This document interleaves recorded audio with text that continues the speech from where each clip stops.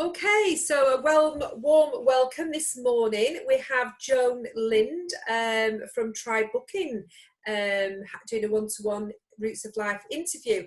It's lovely to see you, Joan, and obviously I use your services, don't I, for lots of my events, and it's fantastic because you're a service that is obviously local to myself. You're UK based, and you're at the end of the phone, which is what you really need. So a warm welcome.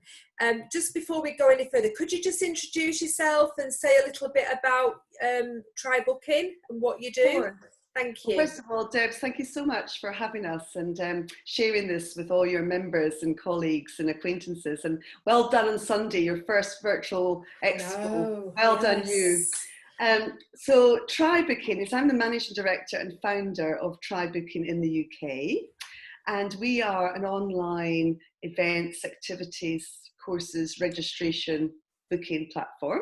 Yeah. Some of you will have heard of Eventbrite, and that's a simple sort of shortcut of what we do. We're similar to Eventbrite in that we're cloud-based, we're pay-as-you-use, and we're free for free events. But that's probably where the similarities end. We are UK based, so we're British. All our data is held in the UK. And as Deb's touched upon, we've got a big philosophy of ours is customer service. And we're here to help our clients because we believe you're in control. It's your events.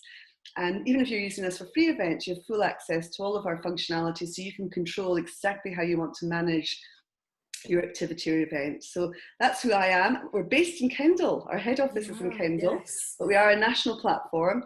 Our clients most of our clients do tend to skew to the south. That's just population sizes. But we'd love to work with more and more clients in Cumbria. Yeah, and I think there's a real need, obviously niche for certain the practitioners I work with who do workshops, who do lots of like training, and a lot of more people are going on to Zoom like this, and lots of other things that they could use your services. Because I certainly found using it for my talks has been really effective. And what I do like about it, Joan, is the branding. You make the branding look nice as well. That's right. And that's a couple of our features that people really love is because, again, back to our philosophy, it's your event. It's not our event. It's absolutely your event. So we have lovely ways where you can absolutely own the booking pages. And in Deb's case, she's got beautiful imagery reflecting Roots for Life, and that can be showcased. And it just looks so professional. And it also integrates beautifully into your website or your social media. So it's a seamless branded experience for your lovely brands, whether you're running yoga workshops or Reiki workshops or classes, whatever you want to do, you can show. We've got lovely practitioners who showcase their work through our booking pages, through photographs or imagery or illustration. So we do that really nicely. That's one of our really lovely features. And also for online events, which have come into vogue, we launched through COVID a really nice new online event feature. So it makes it super easy, because our intent is you guys have your practices and have your businesses, and we want you to focus on that, not the admin of it. So everything we do is about easing the admin for everybody, including your guests and your customers and your clients. And so we launched a new online event feature, which allows you to put the Zoom link or the Microsoft Teams link and the password into the event booking. So when somebody books, they automatically receive it in their confirmation. So it saves you, again, having to send out these links. It's all done and dusted in one hit. So we're here to make things just a little bit simpler and simplify your life. And it's more streamlined then, isn't it? Yes. The other feature I quite like about your system as well is the fact that it's like yourself, Joan, coming from a marketing background, market research, is you can see, what type of, you can put down, are they female, are the ages, you get the social demographics, so you can kind of then know who your target audience is. That's right. That's a That's great right. feature. And our data, we call it's a bit of a clunky word, we call it data collection, but it's basically information. So if you're running courses and you need to know people's medical background, or you want to know why they're joining your workshop, you can gather as much intelligence or information as you want at the point of booking. So it means you have a much richer understanding of who's coming to your workshop or course or expo. And then you can use that, A, to help you manage the content, or B, connect with them. You might want to phone them up and say, oh, I've seen you've had these problems, and build a relationship with them. So it allows you, rather than actually pushing your guests away, actually brings them closer to you, because you have all that data there. You can then engage with them. And then post your workshop, and Debs and I were just discussing this ahead of filming, you've got all that information to help you remarket in the future. So you've got all that data is yours, you're the data controller, and it's all at the fingertips. There's no more spreadsheet collation, there's no more lots of emails. All that admin, it's all that admin that we take off your hands, and you have all that information just at a click of a button. Yeah, exactly. I mean, the more we can, as a business owner like myself, because admin's not my forte, I have to say, we can simplify things so much the better, isn't it? That's it. And particularly for all the people that you work with, their forte is holistic understanding and nurturing, and admin's just, so even when it comes down to, God forbid, VAT time and tax return time, all that, TriBooking has all of that covered, because all of your reports with all your financials, how many workshops you sold, how many discounts you gave, all of that's there. And you just have to literally click a button, pull off the report and send it to your accountant. And it's all there. And because we're cloud-based, it will never disappear. So you could take 6 months out and go traveling, or put your business on hold, and all the data is never going to disappear. And Joan, it's great to see how you yourself has diversified in these times, because it must have been difficult knowing that quite a lot of events have been cancelled, and every credit to you for taking because you've actually diversified, haven't you? And you're still out there promoting this great, because people, like I said about what do I do with my physical event? Well, I know that this year is going to be out of action, so I took it upon myself. I thought, right, I have to do something out of the box, and I think at this time, this is what people are having to do to keep your business out there. So, I think more virtual events certainly are the way forward. You mentioned diversifying, so virtual events is one thing, so making it easy for people to do virtual events. But the other thing that we've noticed is sectors that never had to use any sort of booking system are now having to. So I'll give you one example that really surprises people, is churches. Right. So the people watching this film who attend a church, they know that normally just turn up and sit in your pew and off you go. Well, we've had a rush of churches open up accounts over the last few weeks, because they need to control numbers. So they may only want 30 people in the congregation. But more importantly, they want to know the names of everybody, so that if, for goodness sake, something happens with COVID, they've got a record, and they can say, well, on Sunday, those group of people were there. We'll reach out to them and connect with them and make them aware that somebody has now contracted COVID. Right. Now, they're using our service for free. So it's wonderful. We're really helping. I've had lovely messages from priests in Ireland to a vicar in Scarborough and somebody in West Sussex, all saying, gosh, this just helped us so much. So fantastic. Not only have we been able to diversify with our products, but we've been able to help sectors at a time where they really need help, and in so many cases at no cost, because they're not charging their congregation to come to church. They're just asking them to please tell us if you are coming, so we can have a register. Sure. And that's been really nice. Yeah. So Joan, just how did you get into doing TriBooking? I mean, I've always been intrigued, because what's your background? What have you done before? Oh, it's a really good question. So we hinted at the marketing. So we can tell I'm a Scot. I was brought up in the Highlands. I went to university in Edinburgh and studied business and commerce. Okay. Knew I always wanted to do that. Knew I always wanted to travel and be international, but didn't have a clue what type of work. I thought I'd end up in some sort of foreign office capacity or some sort of international company. But I ended up in advertising in London. I started at a little agency in Edinburgh, to be fair, for a couple of years. And then I moved to London. I was in London for 10 years and I worked at 2 different ad agencies.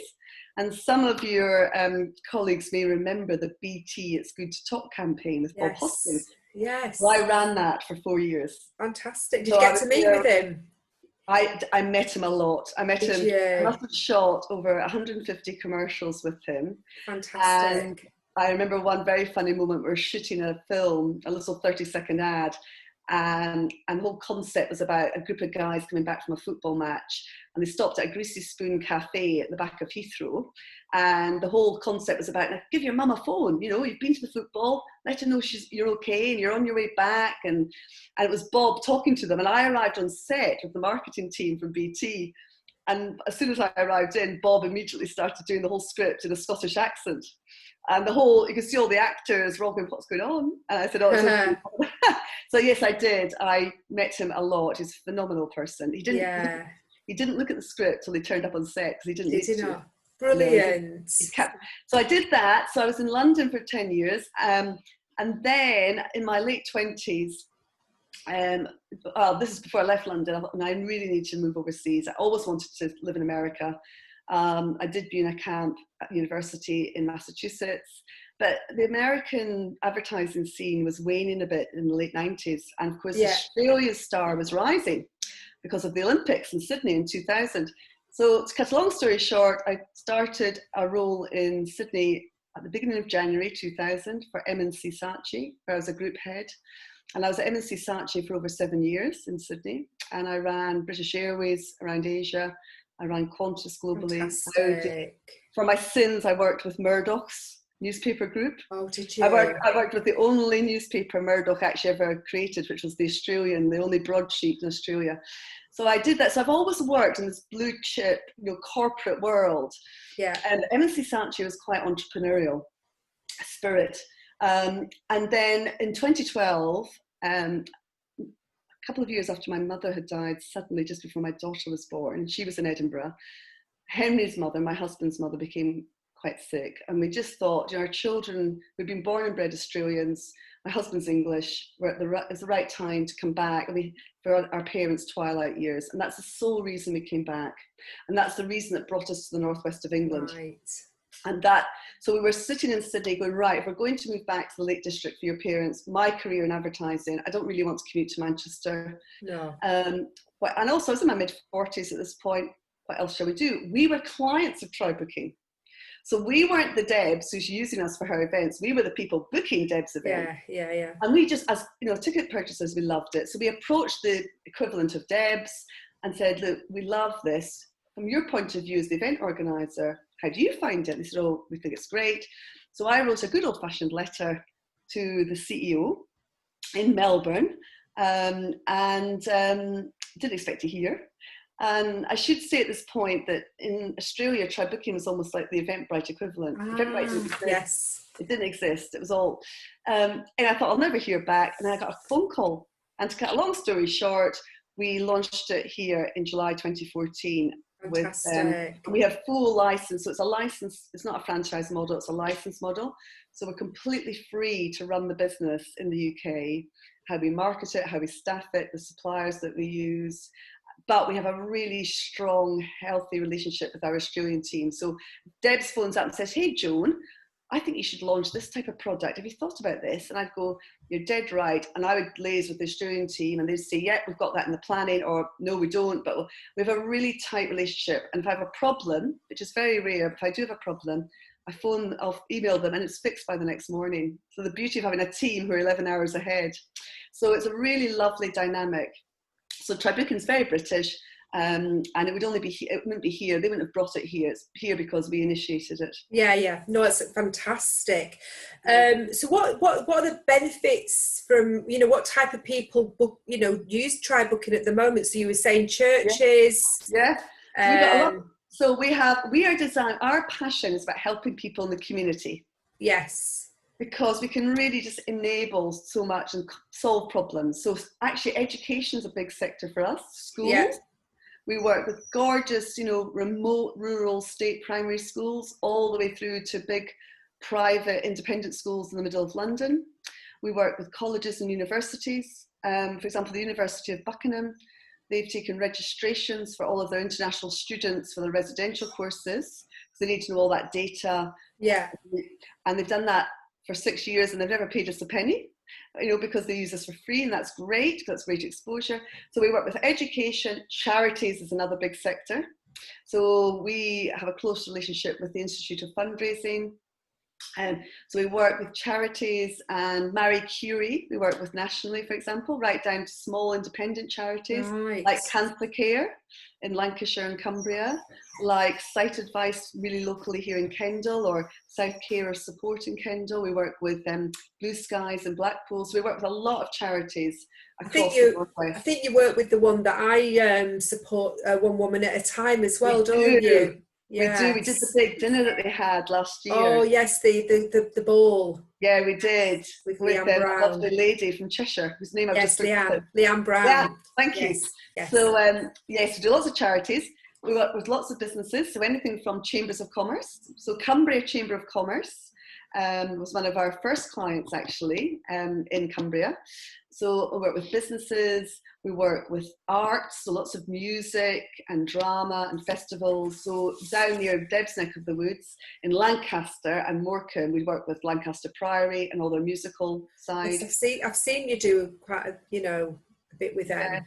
And the Gregson Centre and More Music. And then we work with lots of individuals like Deb's who run their own businesses. It could be coaching businesses, training businesses, yoga, holistic therapies, people that do tabletop marketplaces. Yeah, retreats. This would be great for retreats. It'll be great for anybody doing like workshops, talks. Yeah. And like you said, and one thing which I like about yourselves in comparison to Eventbrite, you're not as expensive. Exactly. We're much simpler. Now this is where I had a fundamental impact on the business strategy that Australia adopted from me. And this came from my years at M&C Saatchi. They had a fantastic philosophy that we relayed to our clients. When you're doing advertising, we have this concept. If you're doing a TV ad and you have 3 messages, try and throw in 3 messages to somebody. They're only going to catch one. It's like having 3 tennis balls. Mm-hmm. Try and juggle 3, you're only going to catch one. So with this whole philosophy, you've got to simplify everything. The world is so complicated. So our pricing is less than Eventbrite, but it's also pay as you use, but it followed a similar model in that it was a percentage and then a flat fee, and then there was another flat fee. And I said, no, I want to make it really simple so that somebody like Deb's or Deb's colleagues can be sitting at their desk and go, right, I want to launch this event at £12 a ticket. How much am I going to pay for booking? Yeah. So we have one simple percentage, which is 5%. And we have one flat fee, which is 15 pence per ticket. So even if your ticket's £1,000, it'll still only be 15p flat fee. But that 5% means that you can sit there and say, well, look, if I charge £10, that's 50p, Try Booking will take. Mm-hmm. If I charge £11, that's 55p. Oh, and I'll clear my £10. In fact, I'll make £10.45. So we did it deliberately so people could adjust their pricing strategies. So again, you're in control. Yeah. And you also can control who pays those. So you might choose that your guest pays the 5% and the 15p, and you clear the whole £10. Or you might say, no, I want my client just to pay £10, and you absorb the 5% and the 15p. So again, you're in control of that. You decide how you want to manage your ticketing. Yeah, it's very simplified, definitely. Yeah. And what I like about it, like you say, I mean, I'm not the easiest. I mean, I know I've been on to you quite a few times, haven't I, Joan? How do I do this? How do I do that? And you've gone on Zoom and helped me do it. You've taught me through it, how step by step. Yes, that's absolutely what we do. And that's what I like. Whereas I know Eventbrite, they have got a customer service, but, they're they're an American-based company, and I think we're all for wanting as much as possible now to support UK small, I'm not saying small, but UK businesses. Why not? Invest in our local economy and our economy in the UK as much as possible. Yes, and you're right. I mean, we are much smaller than Eventbrite, so we're not the natural go-to. And I mean, they've done a fantastic job creating the sector here and educating the market here. You know, and in some ways making it easier for us, because it'd be a much bigger job for me to create the market here.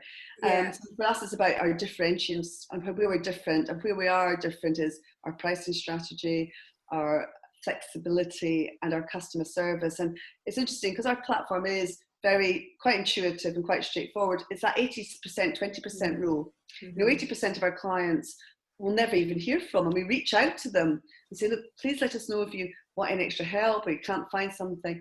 And then and the 20% like you, Debs, it's great because we like talking to our clients. Yes. So that's why at the end of the phone, for those 20, it's roughly about 80-20 rule, who can just pick up the phone or email us, and or we'll maybe not hear from a client for 2 years, and then they'll phone us and say, I've got a much more complex venue. And so it's just lovely. So we love having full access. And again, that comes from my background in advertising agencies, servicing clients. We like to talk to our clients. We like to get feedback. Absolutely, and that's I'm from an advertising background too, and interestingly lived in Australia and worked for the Western Australian newspaper group. I remember that conversation. Yes, and I worked with them when I came home. So so we've both been out there, haven't we, at some point? Absolutely. But it's nice to be back in the UK too. It is. You've done the right thing. I can't deny there are moments that I wish I was back in Sydney. Yeah. But definitely done the right thing. Yeah, I agree. Just before we come to a close, Joan, how do people please contact you? How do they get in touch with you if they wanted to set up Try Booking? What's, with your website, your contact details? The first thing I say is, if you want to pick up the phone, please do. And our number is 0333 344 3477. It's a national number. We happen to be here in Kendal. Yeah. Alternatively, you can go to our website, trybooking.com, and you can have a little look around, and you can also, within about 10 seconds, open up an account, and then you've got full access to the back end. So if you don't want to call us, you just want to quietly go on and have a play, you're very welcome to do that. Just go to trybooking.com and click create seller account. And then what will happen is you'll hear from us. We'll reach out to you and say, if you've got any questions, please contact us. So they're probably the two easiest ways to reach out to us. Well, thank you ever so much this morning. Joan, have you anything else that you want to add that we haven't perhaps already covered? Is there anything else that... No, you've done a fantastic job interviewing and asking good questions. And thank you for your kind words. And no, just to say, look, we are a growing company. We're 6 years old, and brand awareness is probably our thing that's holding us back, because naturally Eventbrite's the go-to one. So just spread the word, and that's why I thank Debs for doing this. It's really no worries. No, I'm very grateful for what you've done for me, Joan. So thank you. Pleasure. Thank you very much. And I'll speak to you soon. Bye. Thank you. Bye. Bye.